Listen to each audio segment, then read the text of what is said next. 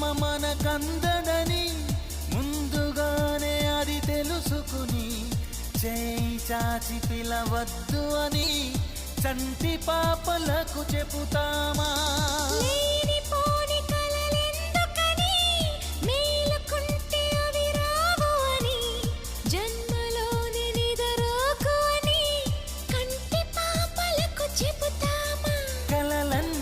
కలలని నమ్మనని అవి కలవని పిలవకు కలవమని